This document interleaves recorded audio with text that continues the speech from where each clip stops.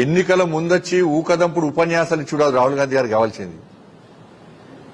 ఇవాళ ఏ మాత్రము ఈ తెలంగాణ రాష్ట్రంలో పేద ప్రజల మీద అభిమానం ఉంటే, నీకు చిత్తశుద్ధి ఉంటే, నువ్వు ఎన్నికల ముందు మాట్లాడడానికి కట్టుబడి ఉన్నట్టయితే ఇవాళ రాహుల్ గాంధీ గారు పోవాల్సింది శిక్షణా శిబిరాలకు కాదు,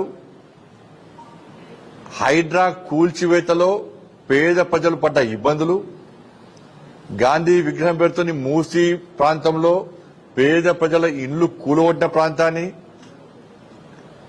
ఖమ్మంలో అక్రమంగా 800 ఇండ్లు భూదాన్ పేరుతోని కూలగొట్టిన ప్రాంతాన్ని రాహుల్ గాంధీ గారు సందర్శిస్తే రేవంత్ రెడ్డి గారి పాలన, కాంగ్రెస్ పార్టీ పాలన విషయంలో ప్రజలు ఏమనుకుంటున్నారో రాహుల్ గాంధీ గారికి తెలుస్తుంది.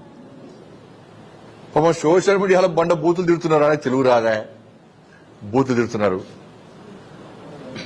దాంతోపాటు బాన్స్వాడలో జరిగినటువంటి ఈ దారుణ సంఘటన విషయంలో ఈ రోజు ఇక్కడ మీ మీడియా ముందే ఇక పేద ప్రజలు ఉన్నారు, ఇక్కడ వాళ్ళని కలిస్తే రాహుల్ గాంధీ గారికి విషయాలు తెలుస్తాయి.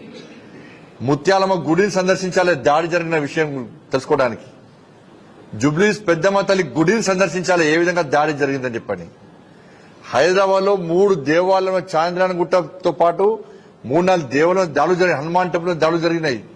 పురాతన చరిత్ర గెలవనటి హనుమాన్ దేవాలయం దాడులు జరిగినాయి. దాన్ని సందర్శించాలి రాహుల్ గాంధీ గారు. షాద్ నగర్ లో జరిగినటువంటి నవగ్రహాల గుడి మీద జరిగిన దాడి గురించి రాహుల్ గాంధీ గారు సందర్శించాలి. సంతోష్ నగర్ లో జరిగిన దారుణ సంఘటన విషయంలో రాహుల్ గాంధీ గారు సందర్శించాలి. ఈ తెలంగాణ రాష్ట్రంలో దేవాలయాల మీద జరుగుతున్న దాడుల గురించి, ఆ దాడులు జరిగిన సంఘటనల పరిస్థితి తెలుసుకోవడానికి వాటి సందర్శిస్తే ఇవాళ తెలంగాణ ప్రజలు హర్షిస్తారన్న విషయాన్ని రాహుల్ గాంధీ గారు గుర్తుంచుకోవాలి. సిగ్గు శరం లేకుండా రాహుల్ గాంధీ గారిది త్యాగాల కుటుంబం, మీది రాజభోగాలు, రాక్షసత్వంతో, అవినీతితోటి ఏదైతే దాచుకొని దోచుకున్న సొమ్ముని ఈరోజు చూపించుకుని రాజభోగాలు అనుభవిస్తుంది మీరు. నిజంగా మా ముఖ్యమంత్రి గారు మాట్లాడింది, అవసరమైతే రాహుల్ గాంధీ గారి కుటుంబం కోసము తెలంగాణ రాష్ట్రంలో ఉన్న కాంగ్రెస్ కార్యకర్తలు 1000 కోట్లన్నా జమ చేసి పంపించే ఒక శక్తి ఇక్కడ ఉన్న కార్యకర్తలకు ఉందని చెప్పి వారు మాట్లాడినారు. సిగ్గు శరం లేకుండా దాన్ని వక్రీకరించి నోటికొచ్చినట్టు మాట్లాడుతున్నాం.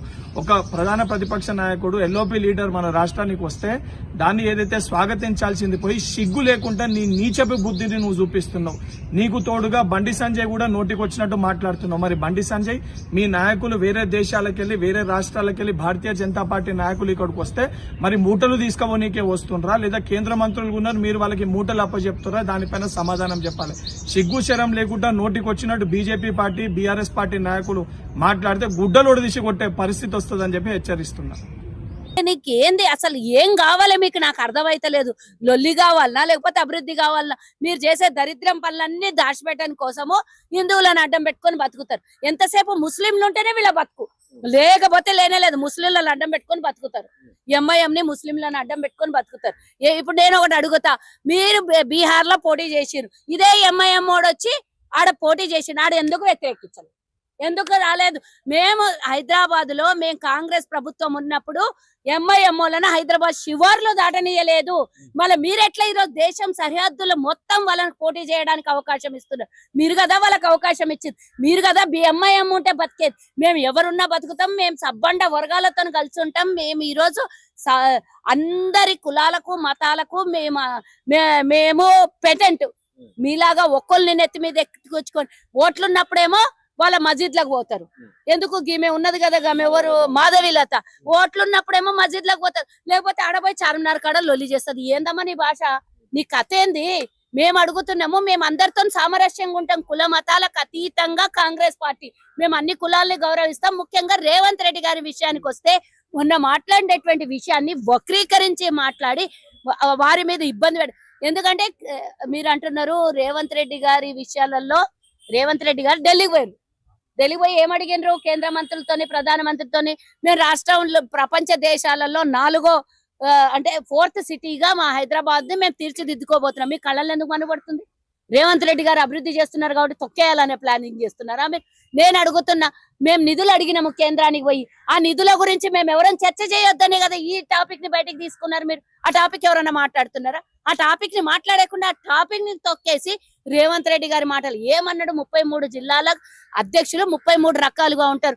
ఈయన అయ్యప్ప మాలేస్తాడు, ఈయన శివ మాలేస్తాడు, నేను వాసవి మాత మాలేస్తా, ఇంకోళ్ళు హనుమాన్ మాలేస్తారు, ఇంకొకళ్ళు ఇంకో మాలేస్తారు, వినాయక చవితి అప్పుడు వినాయక చవితి మాలేస్తారు, దుర్గాష్టమి అప్పుడు 8 రోజులు ఆ నవరాత్రులకు మాలేస్తారు. రకరకాల అభిప్రాయాలు ఉంటాయి. ఇట్లనే దేవుళ్ళ మధ్యలోనే మనము వివిధ అభిప్రాయాలను తీసుకునేటోళ్ళం. 33 జిల్లాల అధ్యక్షులు వివిధ అభిప్రాయాలు ఉంటాయి.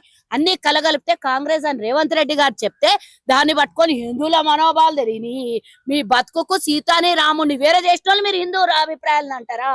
ఎందుకంటే వాళ్ళ దేశ ప్రధాని భార్య లేకుండా ప్రపంచ దేశాలు తిరిగి వస్తున్నాడు, దేశాన్ని ఏలుతున్నాడు. అందరు కూడా అట్లా దేవుళ్ళు కూడా అట్లనే భార్య లేకుండా ఉండాలి. ఎవ్వరు కూడా ఎవరితోని సన్నిహితము స్నేహభావము సోదర భావంతో ఉండొద్దు. వాళ్ళకున్నదల్లా విడదీసి నువ్వు గాండు రాజకీయాలు నువ్వు చేస్తున్నావు.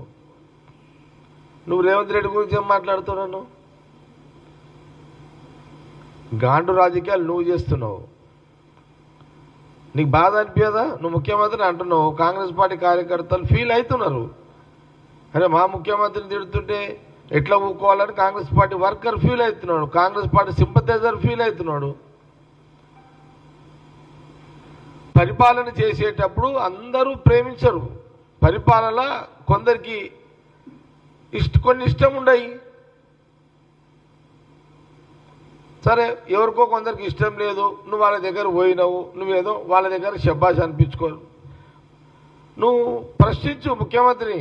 కొంత ప్రజలు నీ దగ్గరకు వచ్చినప్పుడు ప్రజల పక్షాన నీకు ఏదైనా అప్పీల్ ఉంటే నువ్వు అడుగు, డిమాండ్ చేయి. నా కొడుకు అంటే నీ కొడుకు ఏం రా? నీకు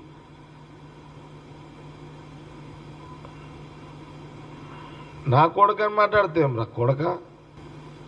నువ్వు మళ్ళొకసారి కాంగ్రెస్ పార్టీ ముఖ్యమంత్రి రేవంత్ రెడ్డిని కానీ కాంగ్రెస్ పార్టీ నాయకులను కానీ మంత్రులను కానీ ఇట్లా మాట్లాడితే నీ నడి రోడ్డు మీదనే నిలబెట్టి గుంజలు తీపిస్తాం నేను.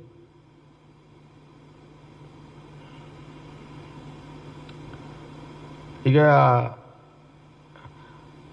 నువ్వు యాజ్ ఏ ఎంపీగా నువ్వు మాట్లాడు. ఏమని? ముఖ్యమంత్రి గారు మా పనులు అయితే లేవు, ముఖ్యమంత్రి గారు మాకు అపాయింట్మెంట్ ఇవ్వండి, ముఖ్యమంత్రి గారు మాకు పనులు చేయండి అని నువ్వు అడుగు. నువ్వు కావాలంటే మళ్ళీ నన్ను తిట్టు, నేను మళ్ళీ ఎట్లా తిడుతున్నావు నీకు చూపెడతా. మళ్ళీ నీకు అది కూడా ఆప్షన్ ఇస్తున్నా, తిట్టు. నీవు నీదే పెద్ద పర్సనాలిటీ కాదు, నీ అయ్యే పర్సనాలిటీ. నీకంటే పెద్ద పర్సనాలిటీ నాది. నీదే పెద్ద తోపు అనుకోకు, నువ్వు ఎంపీ అయినా అని చెప్పి తోపు అనుకోకు. నువ్వు నేను రోడ్డు మీదకి వచ్చినాక నువ్వు వచ్చినావు రోడ్డు మీదకి.